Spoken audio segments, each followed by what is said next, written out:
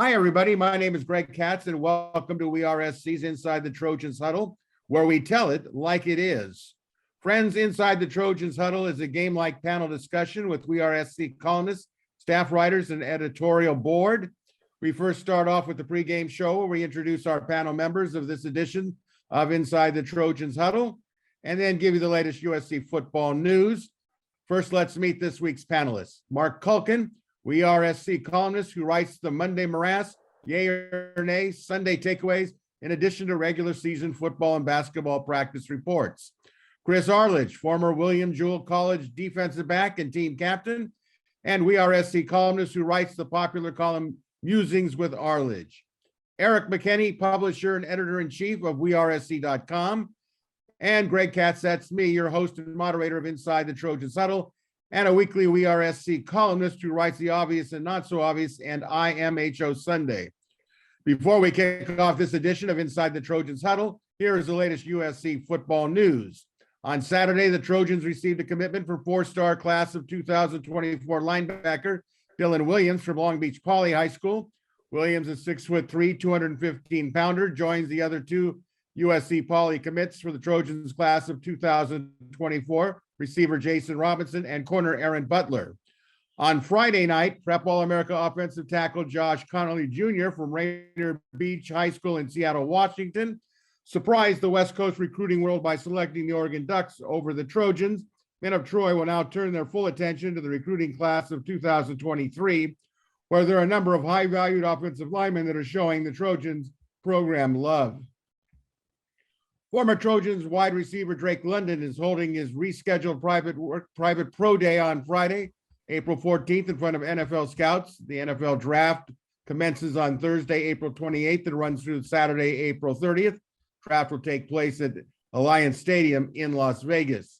And in ESPN.com's power rankings for college offenses in the next three seasons, Trojans were ranked third in the country behind Ohio State and Alabama. And while the Trojans have received well-deserved acclaim for their NCAA transfer portal acquisitions, at last count, there are 9 former Trojans that have not been picked up in the transfer portal or have not made their intentions known. And a celebration of life for the passing of Trojans inside receivers coach Dave Nichols was held on Monday morning in Plano, Texas. And finally, friends, We Are SC's Inside the Trojans Huddle. Greatly appreciate your viewers and listenership. We appreciate and encourage those of you watching on sites like YouTube to click on the red subscriber button and like buttons. It's greatly appreciated, and it is free. All right, it's time for the opening kickoff. First quarter question. Panel, from what you have seen or saw in terms of information gathered, how would you best describe the halfway point of spring ball? What stood out in your mind within the limited information that the media can assimilate? We'll start off with, as we always do, our leadoff hitter, Marc Kulkin. What do we know at the halfway point? Allow me to speak for Chris because we don't see a lot of practice, so I'm going to go hyperbolic right now. It's been intense. That's not speaking for me, Kulkin. What are you talking about? Have you seen practice? No, but I had 15 seconds until Chris jumped in, so I hit it. I think you can't lead off saying I'm going to speak for me. I'm giving you a chance to play defense. I'm giving you a chance to play defense. I'm saying. All right, Kulkin, go ahead. So again, it's been intense. It's been eye-opening. It's been jaw-dropping. As far as the intensity, the team's loose, but there's a much more business-like approach, I think. And I think that's because they know there's roster spots are open. Players who have been there for 3-4 years, they know that their roster spot is open. So as far as I've also enjoyed the candor from the players, from the coaches when they're talking. They haven't limited what they've said, reflecting back to last year. So that's kind of been eye-opening in that regard. And then the gold plating is really interesting because we're halfway through spring camp now, and it's who has been gold plated and who hasn't. So I think that's sending a message as well. So I guess that's something that we could take away from practice without actually watching practice. that's how I was trying to set you up. That was beautiful. Do you feel better, Chris? Did that kind of put your mind at ease? I mean, if Mark already spoke for me, I guess I don't need to say anything. So thank you, Mark, for that. I think I'll just refer to Chris as Jerry Mahoney. That may be out of the reach of most of you at the age, but those of my age will know who Jerry Mahoney was. Is that All from a right. silent film, Greg? You know, it could have been. Because I don't know what that is. But Well, It's a it'll give you, puppet. in your very busy schedule, you need to Google search it. I'll Eric. look it up now since I don't have to answer. Go ahead. Eric, your thoughts. Where are we at the halfway point? I think the fact that Mark went all sort of off the field stuff is right in keeping with what I had said last week. And that's that this spring was so much more about building off the field and what kind of program you want this to be going forward. Now, clearly it's extremely important what happens on the field. This team needs to get better in a hurry.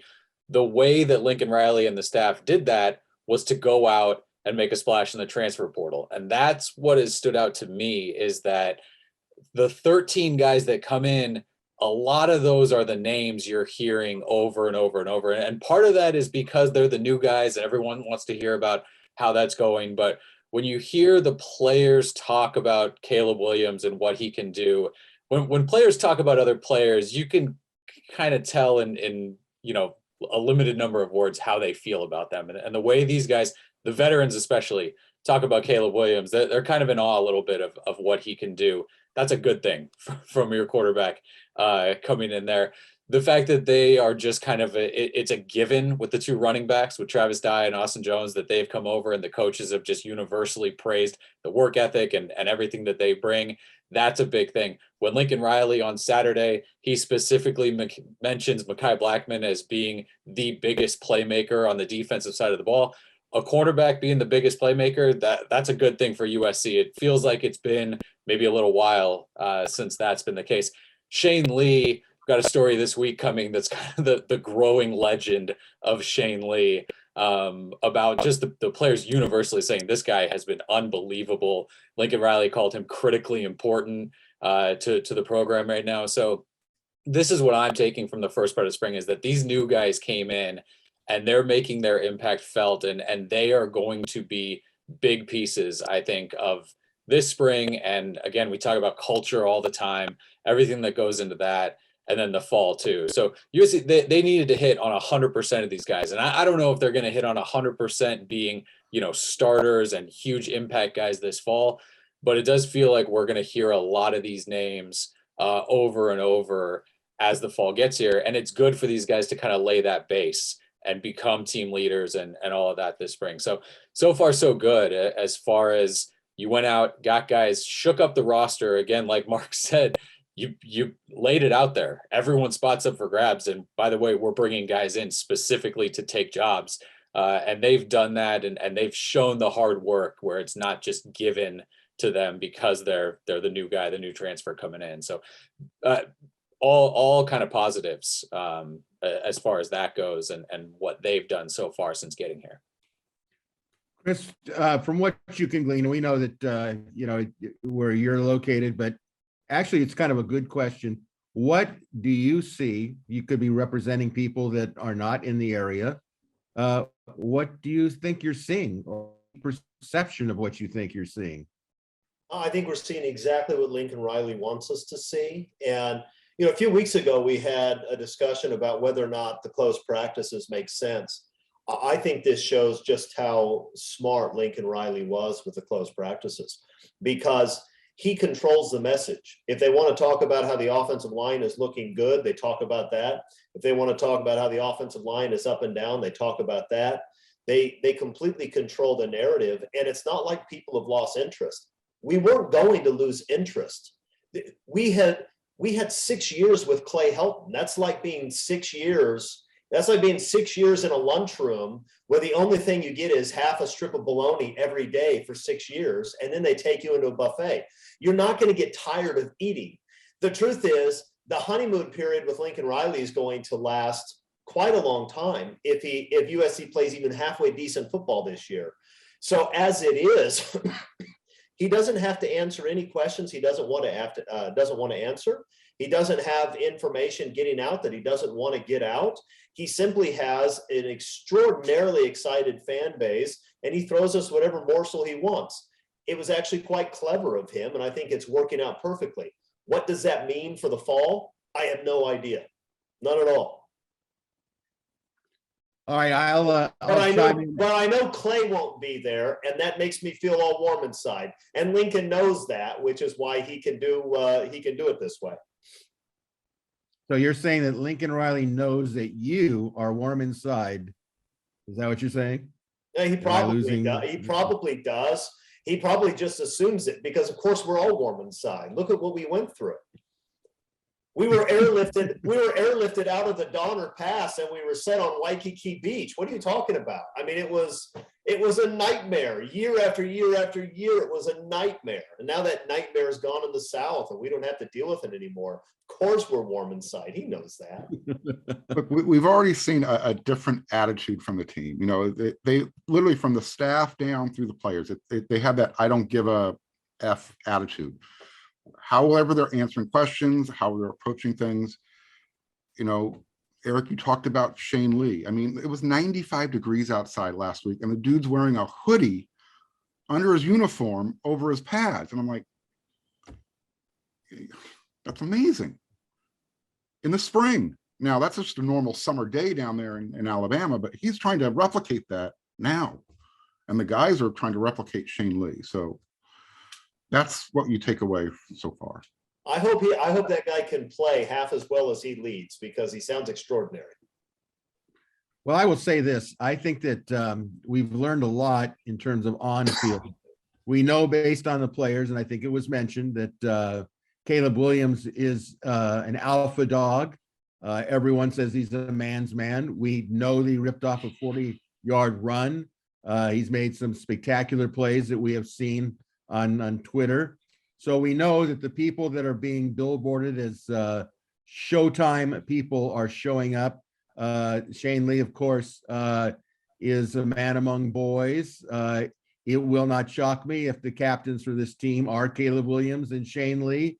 And I take that as a big thing, because the most important thing to Lincoln Riley, and he's showing this by what he's doing, he's changing the roster. He's bringing in guys from winning programs. Oklahoma was a winning program. Obviously, Alabama is at the cream of the crop, and they're getting players from winning programs. And that is obviously filtering down to the rest of the people that are on hand. It's more like to me right now, what we're in is an NFL camp in the springtime, where players are trying to make the team or end up going somewhere else. But I think from where we are today, and I agree with Arledge, we'll know more from a public standpoint when we watch that scrimmage, either in person or on television.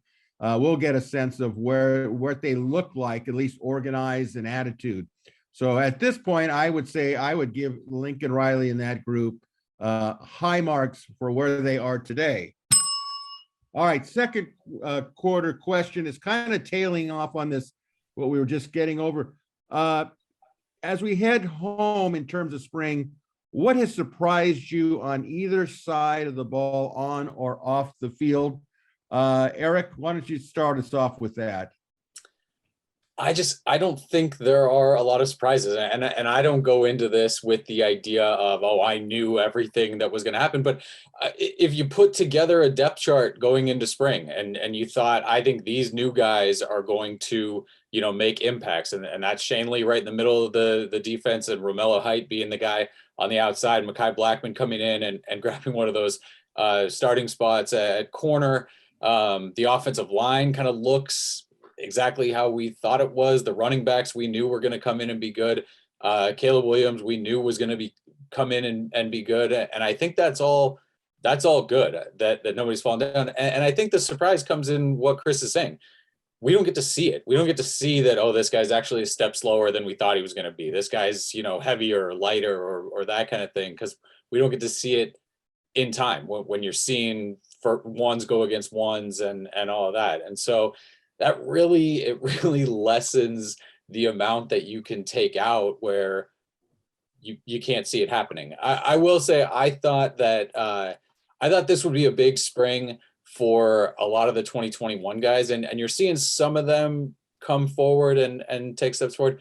You're also seeing guys, I mean, Mark talked about coaches being pretty upfront about who needs to step up, and Dante Williams had a comment about Sierra Wright's got to get going here, and a lot of the coaches have talked about Korey Foreman and how he's dealing with an injury, and there's always going to be that where you don't want to crush a guy if he's kind of trying to battle through and work against a leg injury there. But those are guys where I thought, okay, this is going to be a big spring for them.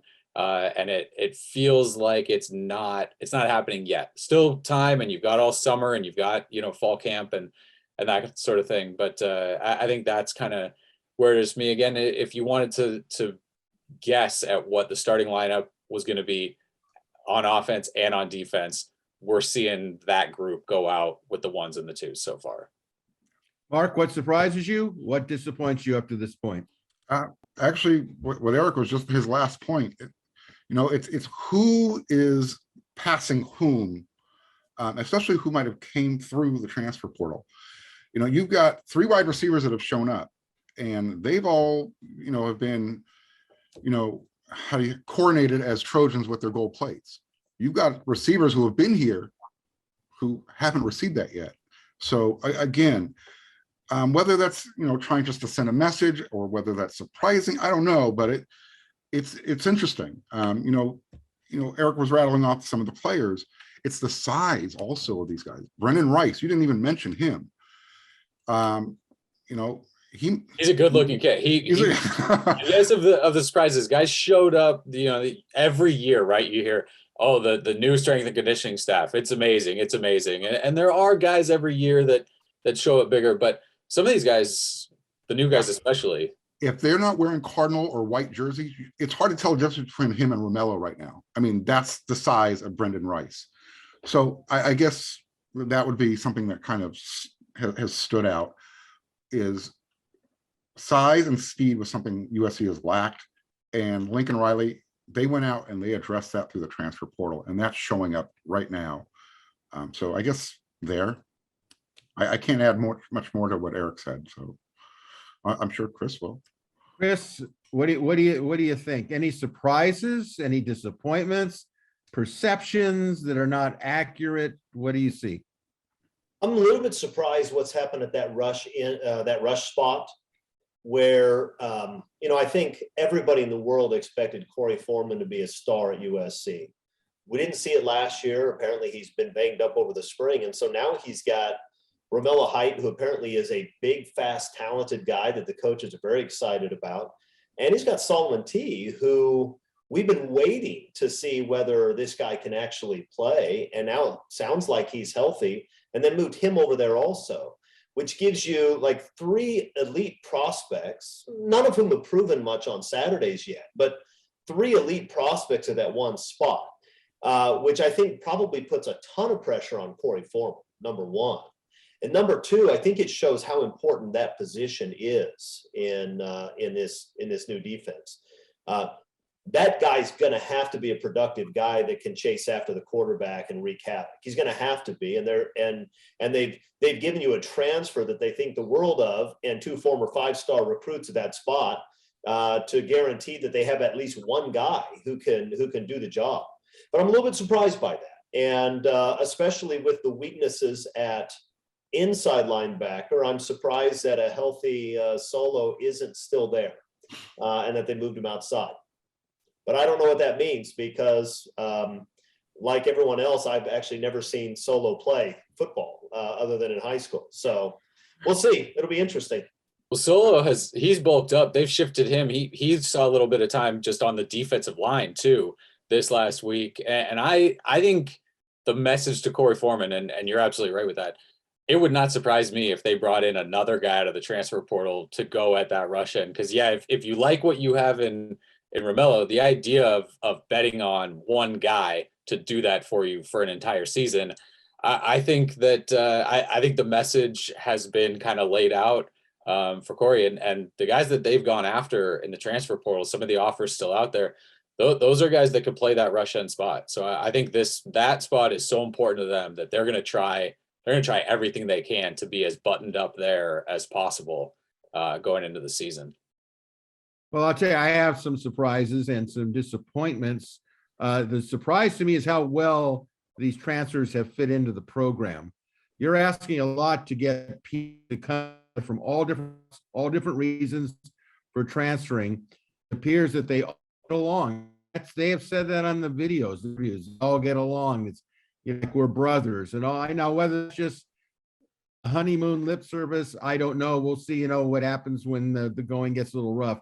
But I've been surprised on a great job. I'm really impressed that Lincoln Riley would bring in a cultural therapist or whatever you want to talk to talk over issues of how you bring people together. I think my disappointment, but one thing I want to just touch on the surprises. I'm surprised that a guy like Tyrone Tellini has made an impression, and that's kind of exciting for the needs on the defensive group.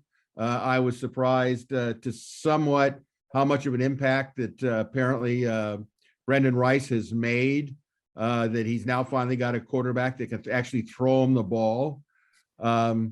I think that basically the disappointment for me was what I thought was the obvious, stepping back and looking as a coach, listening to it. Very disappointing to me about Korey Foreman, because basically I know that we can always say he's banged up and but when your head coach says high school was high school and college is college, he's got to learn to step it up. I hate to say this, but you know what? I never thought that Drake Jackson ever played up to his ability at USC. Partly maybe not his fault that they stuck him out there in grass to guard nobody.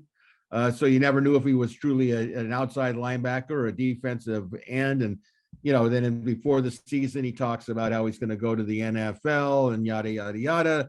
And now his best friend or the person he has mentored is Korey Foreman. I don't think Korey Foreman is in a position not to get the message. Let's put it that way. And I agree that they could bring somebody else in and say, Korey, you know what? You're not going on the side of the freeway marquee again until you prove it. Mark, I thought, brought up a good point. There are players who you would think would already have had be gold plated on the side of their helmet. All that is attitude. All that is energy. And I like what Lincoln Riley said. And I think it was pointed for those people that have been disappointed.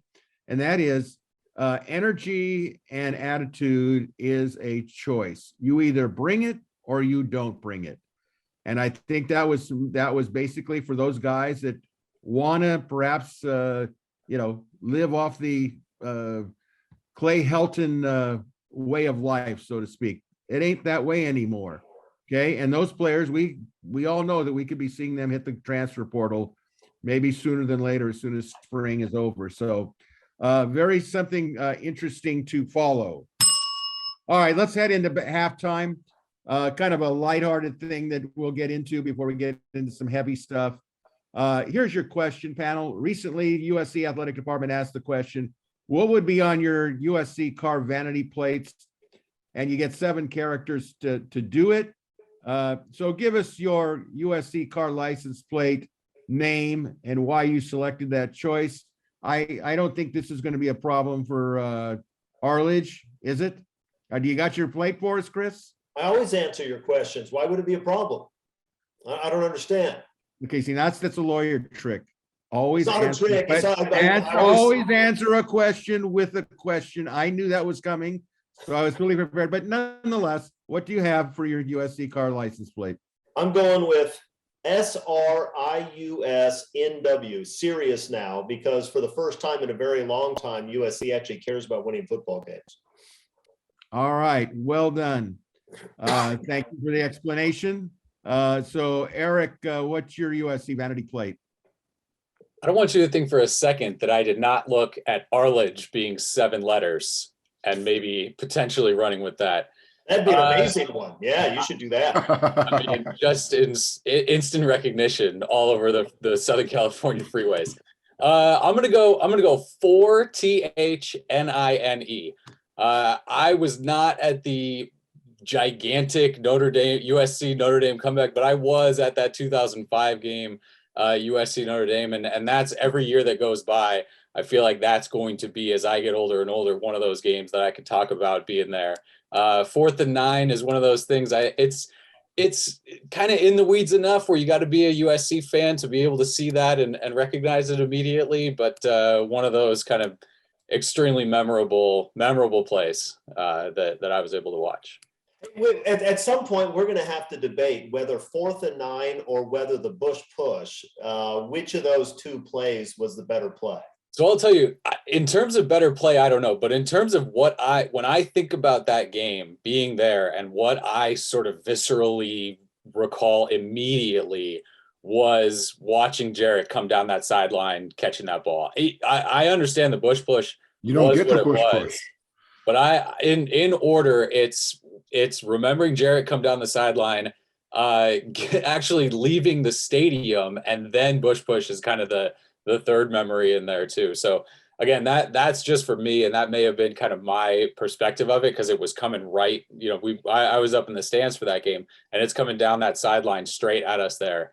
So again, for me, that the Bush push doesn't happen without the Jarrett catch, and so if you want to order him a little bit, that's what it would be for me. I wonder if what Dwayne Jarrett's license plate looks like this time, whether he would put on his own license plate 4th and 9. Mark, what do you got? What do you think? What are you going to put on your car? So which one should I go with? TRJN space HOR or WHOR, the number 4 SC? Now, for those of you that are trying to figure out what HOR is, can you be a little bit more specific? Sound it out. Or less specific, maybe. Okay, that answers the question. We don't need to go any further.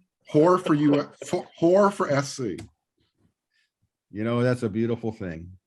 It's nice to have a side gig, Kulkin. It certainly is. It certainly is. Now, I am going to go with SC, FB, the number 4, and then the letters EV. So I'm looking at SC football forever. And it seems like I've been an SC fan forever, from 12 years old, maybe 10. My dad listened to the games on the radio. So that would be appropriate for me if I had a car vanity plate. So I'm sure that there are viewers and listeners that have their SC license plate, and hopefully you've been enjoying it and getting a response from it. Greg, I'm going to insist that you get a second car, just kind of a putting around car, and put 23 Blast on the back of that one. I would be tempted to do that. And I even thought about just putting We Are SC on the license plate. Another one too, yeah. I'm afraid that the O.J. Simpson effect for 23 Blast might over supersede the intent of having that on there. Understand. Anyway, before we begin the second half, a reminder that you're watching or listening to WeRSC.com's Inside the Trojans Huddle. This week's WeRSC panelists include Marc Kulkin, Chris Arlidge, Erik McKinney, and I'm Greg Katz. Folks, we encourage you to check out WeRSC.com, part of the On3 network, and become a subscriber to the best coverage of USC football and Trojans athletics. And as a bonus for the curious, there is currently a special spring practice free WeRSC 7-day free trial, monthly or yearly discount options. And you, of course, when you become a subscriber, you'll get to view our panelists' exclusive On3 content, which includes analysts' work breaking stories, data for USC football and basketball, and balance of USC athletics. All righty. Here comes the first hardball, in my opinion. We're going to talk about the second half of the third quarter with this recruiting question. Panel, your aftermath thoughts on Oregon signing a prep All-America offensive tackle Josh Conerly from Seattle, Washington. Was it an NIL battle won by Oregon, or was there more to it? How does it affect the Trojans recruiting going forward, or does it? Okay, Mark, I know you got thoughts on this. What's the scoop?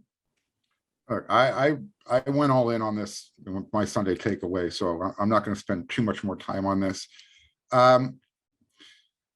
The answers kind of that we got from Josh after the fact don't really align with everything that everyone thought was going to happen leading up to his signing day. So I'm just going to say, Josh's perception of where the best place was for him was, I guess, was a little murky still. He's ending up going to Oregon. A week before that, everyone, and when I say everyone, all of the recruiting insiders that would be like an Erik McKinney, a Scott Schrader, or from other networks, they all had him penciled in, going to USC. So something happened when they took that, we'll call it unexpected, unofficial visit last week to Eugene. Was it NIL? It wasn't as good as USC's, apparently, but it was good enough to change his mind. What came out of it that Josh let nobody know until it was time was he preferred a small college town atmosphere. So again, I don't know what to take out of this. You want my thoughts on it? Go read my Sunday's takeaway. I'm not gonna spend too much more time on this one. We might add that if you want to read Marc's brilliant column, you'll have to be a subscriber to wearesc.com, and he provides a lot of interesting aspects and viewpoints of it. So those of you that do not have a subscription, we would encourage you to do it if you're interested in reading a in-depth perspective. All right, Chris Arlidge, I know you've got an in-depth perspective. So what do you think? Was it the NIL? What was it? I'm not interested in going there. Maybe it is, maybe it isn't, but it feels too much like the UCLA Notre Dame excuse where every time they lose a recruit, they want to talk about it. Well, academically, that guy wasn't good enough. I'm just not interested in going there. Oregon is a couple hours from the kid's house. It is not nearly as big a change as coming all the way down to LA. Maybe he hit it off with people there. I don't know. To be truthful, I don't care that much. I wanted him here because he's a talented kid. But one recruit does not make or break a program. One offensive line recruit certainly doesn't make or break a program. If he wants to go to Oregon, go to Oregon. I have some thoughts on Oregon. I'll probably share them in a little bit, but it's not where I would have chosen for anybody who I don't dislike. But whatever. The kid decided to go elsewhere. USC is going to be fine. They need to plug some holes next year. But they'll be fine. And, Josh Conerly can enjoy playing in the Holiday Bowl, I guess. And we talked about it last week. Even if he came to USC, he wasn't, there shouldn't be an expectation for him to contribute this year other than for depth and competition. Erik, what do you think? I think it's all of it. I think there was NIL involved. I think Oregon does Oregon staff. You talk about USC staff being full of recruiters. Oregon staff is full of recruiters. Dan Lanning is a great recruiter. Adrian Clem is a great recruiter. They've got Tosh Lupoy there. USC fans know he's a great. These guys know how to get it done. They knew how to get it done back before NIL. Now that is kind of thrown out here in the forefront, they're at home with this. They understand how to kind of operate. With all of this, that is a good staff. And so the idea that, Oregon just dropped money in Josh Conerly's lap in the form of NIL or, however that gets through to recruits now. And that's why he went. No, this staff worked at him for a long time. They worked at it. I do not think that it was a absolutely pure recruiting ability against recruiting ability because, there's money involved in all the legal ways now that programs have found ways to just sort of shove this thing under the NIL umbrella, which Lincoln Riley had some words on. Is that how this was anticipated to go, or was this kind of the direction that NIL, that people thought it was going to go when they first got there? I think everyone had an idea that, this thing was going to get muddy when they allowed this to happen. So I think Oregon has found a way to do really well with this. And for USC, the idea, is it going to change how they recruit? I don't know. I think that they thought that they had a pretty strong pitch for Josh Conerly to do that.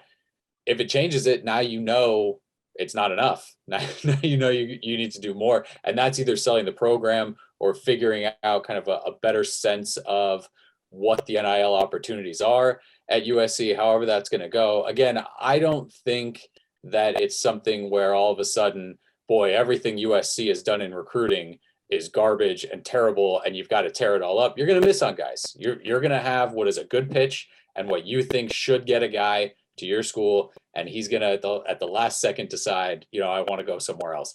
I don't know if that's the case here, but I do know that USC and Lincoln Riley don't need to take a loss here and think, boy, we're doing this all wrong and we gotta start over from the beginning. So yeah, it's a loss because this was a guy that USC targeted and they wanted badly and they went after, and he ended up somewhere else. And anytime that happens, that's a loss for the program. But like the guys have said, you bounce back, you go after the next one. And this is something where on the offensive line, really as a program as a whole, you can get it done a bunch of different ways with the transfer portal now and looking at the 2023 class.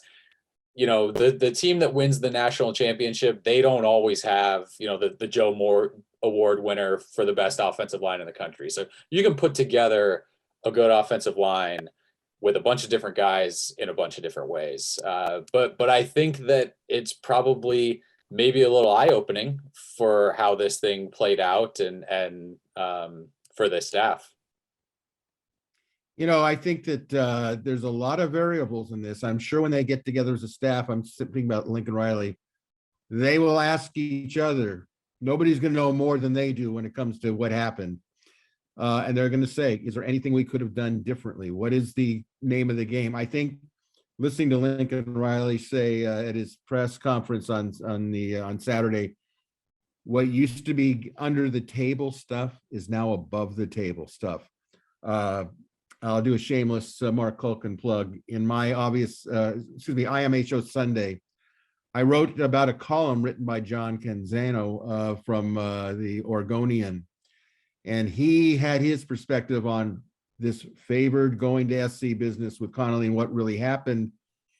And he insinuated that there was a lot to it. I think there was the idea, probably from a family standpoint, that I think it's about 4.5 hour drive from Seattle to Eugene. So that's like maybe going to Las Vegas from Los Angeles in some ways, depending on traffic. So that made sense to me. What really was an eye opener to me, which shouldn't have been, but it was listening to how organized Oregon is in the NIL. They've got Phil Knight, which is always a good beginning.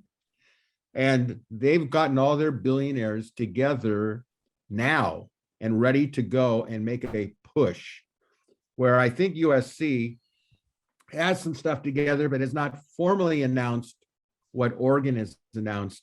But I can tell you this, the competition of the NIL, and I couldn't agree more with Lincoln Riley, it is affecting recruiting. It's like free agency. How much are you offering my client? And that's what every parent is going to be looking at. What are you going to offer? It may not even be as much about playing time as about what can we expect for you to, for lack of a better word, have a handout. So, I think that everything about Conerly not coming to SC was disappointing. I think the most important thing for SC, and I'll wrap it up with this, they need to keep the offensive linemen that are in Southern California coming to USC. We've lost players that have left St. John Bosco that went to Ohio State, going to Georgia. These are players that in the future have to come to USC. Excuse me. So if we lose somebody from Washington, the last time, I'll throw a trivia question out at you guys. What was the last great offensive lineman that came from the state of Washington that played at USC? Don't all answer at once or raise your hand. All right, I'm going to give Zach you the Banner. answer. Yeah, I'm sure you've got someone that played in Well, I do have the answer. Zach Banner. Is Zach Banner the answer? Yes or no? Oh, no, it is not the answer. Okay, well then who? Well, if you would allow me to say it, I would do it. I'll say it. Travis Claridge. Travis Claridge came in the 90s, and he was an All-America tackle, and he was a lot of what people expected to see from Josh Conerly. He was much better. I can assure you this from my own viewing, much better than Zach Banner will ever be, with all due respect to the lovable giant from the great Northwest. But yeah, if we lose a guy from out of state to SC, I don't have a big problem with that per se. I have a big problem losing players that are in Southern California. Yeah, The no, only that's when the I was, thing. I mean, Pete loses out. Pete lost out on recruits. Nick Saban loses out on recruits, and especially when it's a Pacific Northwest kid, not an LA kid, it's disappointing. It's not shocking. That's why DeAnthony Thomas was such a shock, right? Because you don't expect that to happen. Right. But a kid from Washington that goes to Oregon, whatever. I'd say I wish him the best. I don't wish him ill either. I just don't care. But the reality is you're going to miss out on some guys. And if USC's missing out on guys because they haven't gotten their NIL act together, then they better do it. And look, this idea that if somebody uses NIL to recruit a guy, that's somehow dirty and inappropriate. No, it's not. That's the rules now, guys. Get your act together. The rules are what they are. Go figure out how to compete within the rules. And if we're not doing that effectively, and I'm not saying we're not, but if we're not, then we have to do it instead of whining about how somebody else is. couldn't agree more. The NIL thing is interesting because in the way that it was sort of planned, USC was in a phenomenal position to take advantage of it. The idea that, if you're a USC student athlete, you can now benefit by using your name, image, and likeness to go out and get a job somewhere, or be a spokesman, or do an autograph signing, or a show up somewhere for X amount of dollars. USC is one of the schools best positioned for that. The fact that NIL so quickly became, by the way, if you're just a generic Texas offensive lineman, we'll give you $50,000, that it was allowed to shift.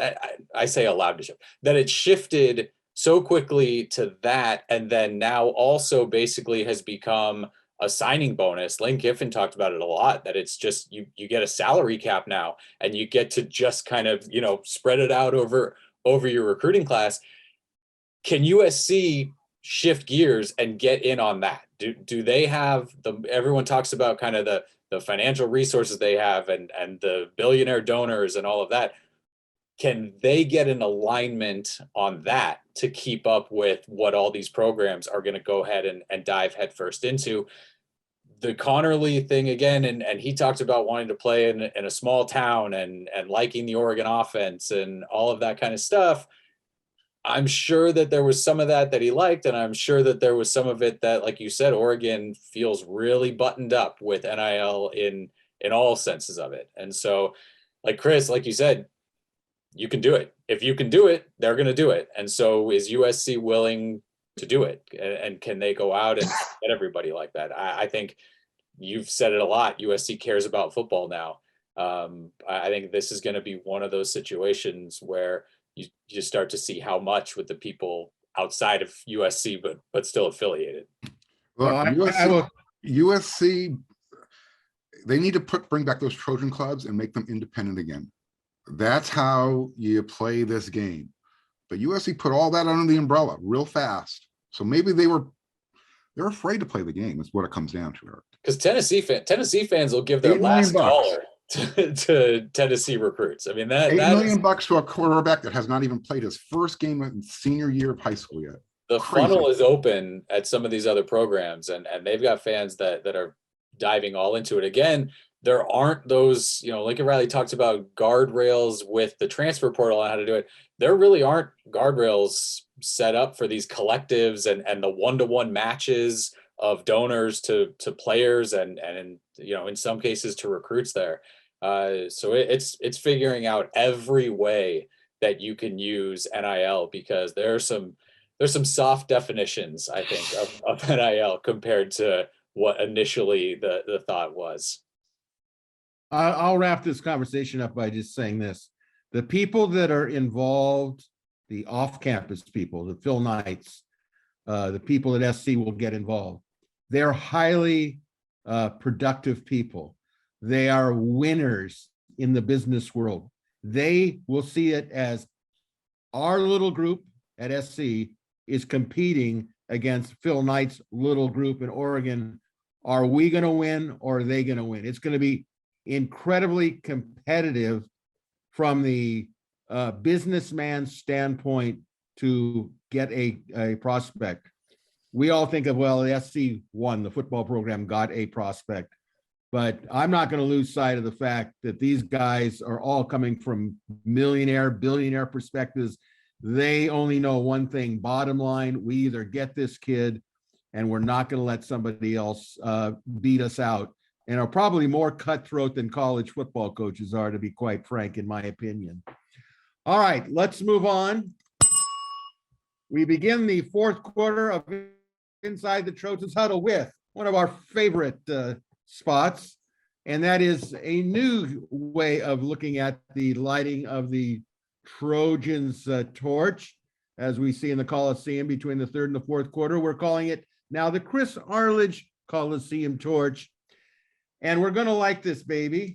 There we go. That's a beautiful sight, isn't it, for those of you that are watching? Now, usually by tradition, the USC marching band plays the William Tell Overture after the torch has been lit. So we are going to bring you a new huddle feature, which we will call Musings Minutes with Chris Arlidge. He's going to talk to us about whatever is on his mind, just like his column. So Chris, take it away.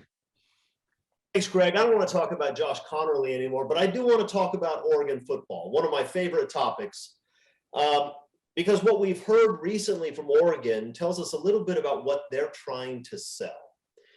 This is Josh Conerly's quote, and I'm pretty sure we know where this comes from. The USC offense will be high-powered and flashy, but it's basically an air raid. I want to stop there. It's not really an air raid. Lincoln Riley runs the ball more than 50% of the time. He uses a power running game. I don't care. That's not what interests me. What interests me is Oregon trying to sell their program as substance rather than flash.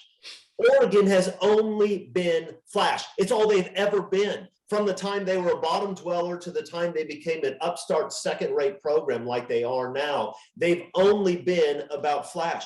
Look how nice our locker room is. Look at all the video game consoles we can pack into this building. Look at our 337 different uniform combinations. Oregon is only about flash. These guys are trying to sell that they're an SEC program. You heard it from two different assistant coaches this past week. Oregon, an SEC program? I mean, if the program is Ole Miss, maybe. But not even that. Ole Miss has actually claimed a few national titles. Oregon has as many national titles as San Jose State and Rice. So maybe it should be Oregon's an SEC program if the SEC program is Mississippi State.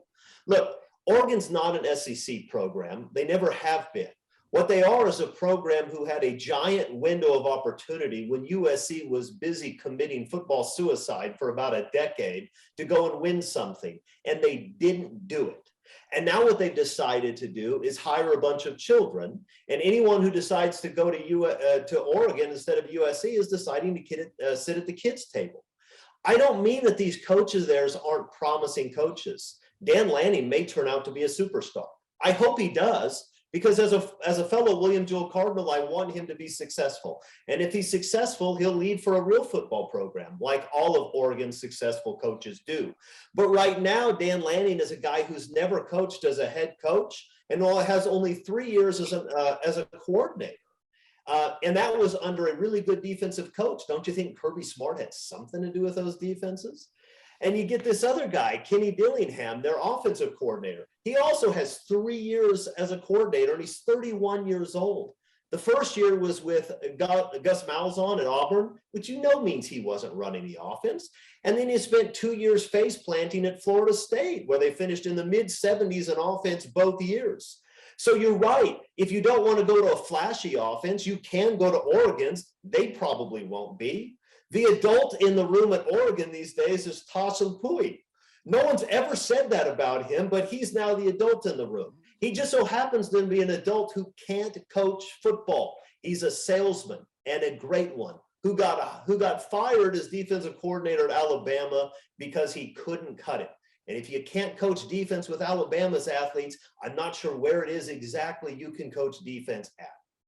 P.T. Barnum said there is a sucker born every minute. Oregon doesn't need a sucker born every minute. They just need 20 to 25 a year. I'm not angry at the kids who choose Oregon. Just like I'm not angry at the guys who fall for the Nigerian prince email scam. I feel sorry for them. They're being sold a bill of goods by a bunch of guys who have yet to produce on the big stage. Enjoy your time, Josh Conerly.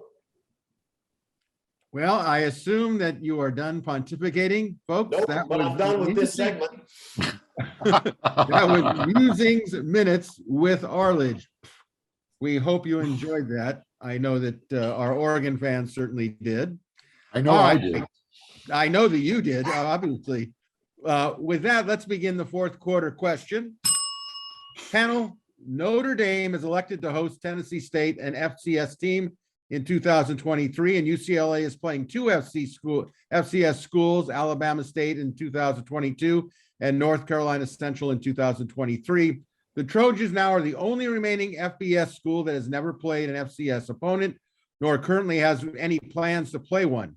Do you think that the Trojans should now play an FCS team in the future? Erik McKinney, what is your verdict? Not in the fall. I've always liked the idea of you got San Diego State, you've got Fresno State, you've got San Jose State, you've got Nevada, you've got New Mexico, you've got those teams kind of in this area. I like the idea of letting a team like that every year come to the Coliseum and playing them for one of your out of state games. You've got Notre Dame, and then I think, the alliance kind of got turned into a joke a little bit, but you put one of those teams on a schedule, you do what you can to keep at least 6, preferably 7 home games. If you bring one of those, if you're bringing a Nevada or a San Jose State in every year. I will say with those FCS programs, one idea that I heard that I like a lot is the idea of letting teams play them for their spring game instead of, the inter squad idea. You got to figure out whatever. I'm sure anything that goes into that, but there's probably some programs that you pay them a little bit to come out and play kind of a real spring scrimmage game with that. I think that's something that would drive attendance up for some of these spring things and give you a better sense of kind of where you are as a team. And it would be kind of a fun thing to do in the spring. So I like the idea of playing FBS teams in the fall and going forward with that for USC. Mark, what do you think? Yeah, I'm going to echo what Erik says. Not in the fall with football. Leave that in basketball. In fact, USC is going to be hosting Alabama State next year. And then in 2023, they're going to play at Alabama State in basketball. So if USC wants to help the HBCUs with USC's brand, that's a great way of doing it. I don't know that playing one of those schools in football does anything. You're obviously you're writing a check, but you're going to win the game. And unless you're playing it at, Southern University in their stadium, which you're talking now about a small stadium, you're really limiting the Trojan fans being able to go to these games. So I think this is more part of the what's going on in today's woke culture that this is taking place. I don't think USC needs to do that with football. There's other ways that they can help. Again, they're doing it with basketball. Hold on to being that one team that hasn't crossed that threshold yet. There's nothing to gain out of it. It helps. I understand why it's being done. There is a benefit, but I think the risks far outweigh the rewards, especially when we're talking about how much money is involved with NIL, player safety. No, it's a useless game. Chris? I don't want to watch those games. This is not a major point of pride for me that USC, over the last few years, one of only 3 teams not to play an FCS school. It's not a point of pride. Anything that UCLA football can manage to do for 100 years can't be that great. And they managed to pull it off. So I don't want to watch those games, and I'm not sure we can afford to. Nebraska and Alabama will fill up their stadium for the most part, no matter who they play. At USC, you're not going to. You play one of those programs, and you're going to miss out on 20,000 ticket sales as opposed to playing Fresno State, I just don't see the point. So no, I do not want to watch USC play Alabama State. I do not. I don't really want to watch USC play Rice, to be honest with you. I understand the value of getting a program, especially in your opener, that you know you're going to be able to beat no matter how poorly you play. I get that. I understand the importance of getting an extra home game, which means you have to play a smaller school, so it's not always a home and away. I get that too. But at least give us a game that might be fun to watch, like Fresno. What did they put Jackson State on the schedule? You've got Deion Sanders, you've got a couple of 5 stars that he's recruited. Are they now worthy, or is it still more of let's build off of the FBS brand and help these smaller universities gain some more traction? What is it? Because that's really what it's about. Jackson State still wouldn't beat Arizona this year. Agreed. But let's have the adult conversation what this is really about. Well, I'll end this segment by saying that I think that SC has nothing to gain by playing these schools. I wouldn't play them in the spring. Why would you want to get a guy hurt when it's basically an exhibition game? That would be just my perspective. I think in the fall, our audience in Southern California does not want to see. I mean, we're only going to go watch Rice and get excited about it because it's Lincoln Riley's team debut. I come from the old school where SC would play Nebraska when Nebraska was really good, and Oklahoma when Oklahoma was really good, and the Coliseum was electric. It meant something. How much that might change if the Pac-12 gets an automatic bid into the college football playoffs, where you could afford to play somebody early because it's all based on whether you win your conference to advance or your conference championship game. But I just don't see it in Southern California. We are not an off-Broadway play. I don't think Dodger fans would be showing up 56,000 to watch to play Pepperdine. You know, it would be just like I have to be a real purist to go. So for me, it's let's not even go with that idea. Just I think it's fine that SC doesn't want to play. I think Mike Bohn learned his lesson when he had to make that change. I think it was with UC Davis. And I don't think SC fans want to see that at all, in my humble opinion. All right, let's head to overtime. We're back with some questions and answers. We do it in a free-for-all answer format.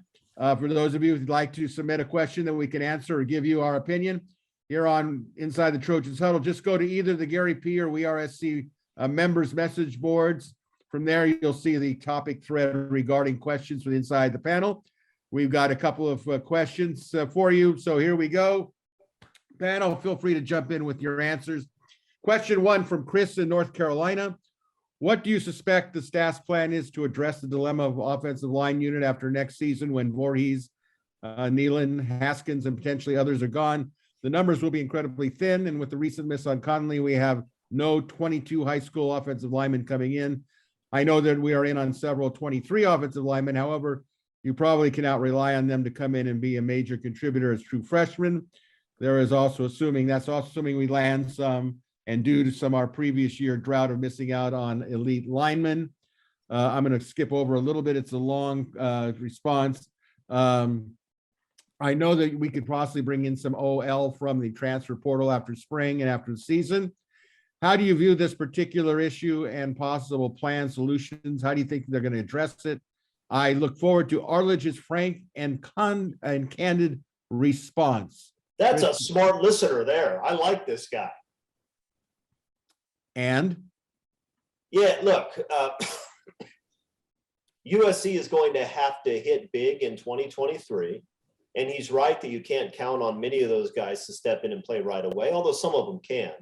And that means that you're going to have to hit the transfer portal and land a few more guys before then. In fact, you may see some of that after spring ball. You may see USC land an offensive lineman or two that can play for a few more years. That's what he's going to have to do. I think this is something that Lincoln Riley can handle. I think he will load up on offensive linemen in 2023. And there's no reason to think he can't pull out a couple of high functioning guys out of the transfer portal. So I think he'll be all right. But yeah, when you recruit badly on the offensive line for many years, it does leave a significant hole in the roster, and he's going to have to find a way to fill it.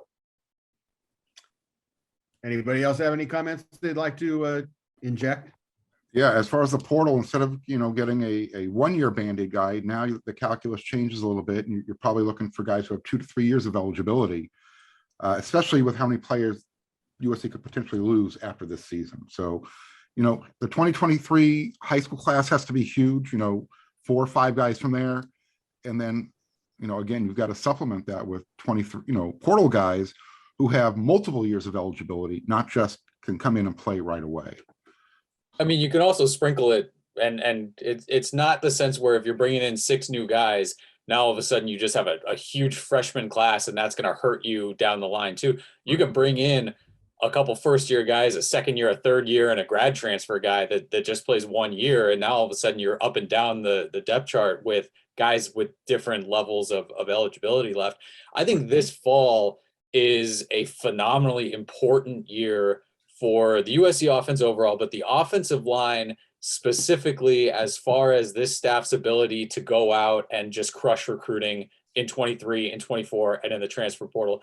This is something where we all know, we watched last year's team. We know the offensive line took a step forward last year and was pretty good with how they played.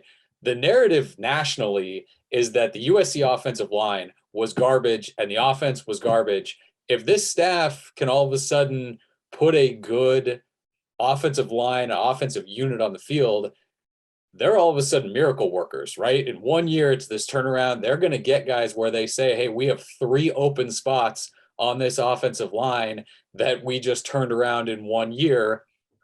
They're going to get guys to line up and want to play there as guys with 1 year left, with 2 years left, that sort of thing. So I see this fall as being a pretty significant turning point, I think, for that offensive line. But Lincoln Riley, Josh Henson, that staff, the offensive line group, everyone who recruits there, that's a good group that's going after there. And I think, yeah, they're going to hit the transfer portal hard, and it's going to be a lot easier if that group looks good this fall. All right, let's go to question 2 from B22 Writer. What do you think the spring game will look like? I know our numbers are down, so do you think it would be more of a showcase like in years past, or is Lincoln Riley determined to have an actual game? I will just throw in what I know. At Oklahoma, they played 2 15-minute halves and made a big carnival festival of it. But what are your thoughts from the panel? What is your expectation? I think Kirk Herbstreit and ESPN will be allowed to watch USC stretch, and then they'll be sent home. Well, you know what? You make a good point. But how much of that ESPN is going to have an effect on what we're going to see or how they're going to run the game? Are they going to have any effect? No, look, he's going to put the best possible show on that he can that day. This is a big deal to be live on ESPN for your spring game. The only team that has that. Lincoln Riley is going to want to use this as a showcase for his program. So I don't expect it's going to be Clay Helton's pretend or faux practice or whatever you want to call it. I think we're going to see something interesting. I think he's going to make a show of it. All right, I think it's going to be a show as well. Question 3 from USC, the one from Orange County, or the OC. Mark, I think you went over this once before, but what coaches are responsible for which units of the special teams? Who is coaching the kickers, punters on mechanics? Who will be the returners for punts and for kickoffs? I think you did comment on some of it. So go ahead. I was just going to say, SC the one, we've got the video from Alex Stadhouse. He went pretty much in depth in 3 or 4 minutes, covering the coaches' roles, what they're going to be doing. We won't waste a lot of time here, so go check it out. It's on wearesc.com. Well, we should button that up just for people who can't check. So Ryan Doherty is a special teams analyst, and he's the guy working with kickers and punters, and he's got a long history with Lincoln Riley. They were together at East Carolina, and then when Lincoln Riley took over at Oklahoma, Doherty came over there, and he spent 5 years as a special teams analyst at Oklahoma. And then it's interesting, without a special teams coach, it's all split up. There's 4 guys that are handling each of the return / coverage units. And so that's Roy Manning is doing punt return, Kyle McDonald, kickoff return, Brian Odom is working kickoff coverage, and Zach Hansen is doing punt coverage. And then you've got Luke Stewart is in there. yeah, every coach has his hands on kind of his position players in each thing as well. So it's an all hands situation. And so the players have talked about really liking that and respond to it. The coaches have talked about how they've done this a lot in the past, and it's worked out well, because when the players go to special teams meeting and talk special teams, they're going to meet with different coaches. It's not just the same voice that they're all hearing over and over and over. So it's going to be kind of interesting how it works, but by no means is this kind of the only program in the country that has done this. Everybody kind of feels comfortable with how this works. All right. I think we'll come to a last question here. Question 4 from Big Daddy. No matter how you spell it or how many teams are really in it, the amount of money in play if USC signs with the Big 10, the Big 10, Big 14, it is difficult to ignore. I do not have a specific question, but time permitting, would you please discuss some of the hurdles and consequences of this happening, including how the Pac-12 might be willing to better accommodate USC? Anybody want to chime in on that one? Is USC joining the Big Ten? I do. Look, I mean, we've seen the rumors about USC and the Big Ten. I don't know whether anything will come of it. I think they should go. I think they should go because the Pac-12 is a sinking ship. The only thing that's going to hold up the Pac-12 is USC being great. But USC can be great in the Big Ten, make a lot more money. And what are the hurdles to that? Well, I guess one is the relationships that we built up with these other programs for a long time. 2 is inertia. Number 3 is that especially for the smaller sports, you could dramatically increase travel, maybe. Although, I mean, it's not like Seattle and Spokane are that close. It's not like Denver's that close. If you're going to get on a plane and go to Denver, it's not that much farther to go to Wisconsin. I think USC should do it. I think USC should go, UCLA, Stanford, and Cal should go, and they should leave Oregon and the rest of the program here to die. That's what I think they should do. That was it. That was just as many turns as we could get to arrive at that destination that was chosen from the beginning. Yeah. I was going to say, Erik might have a different opinion on how much further it is to go on an airplane with family after a recent experience. But when you're playing conference games against Rutgers. Yeah.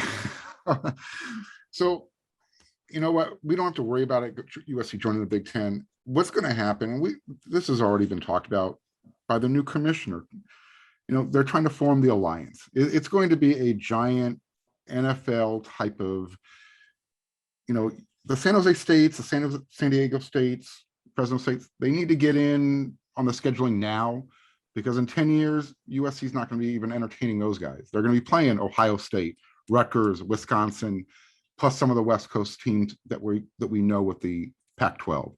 That's the direction football's going in anyways. I can't wait for that Rutgers home and home.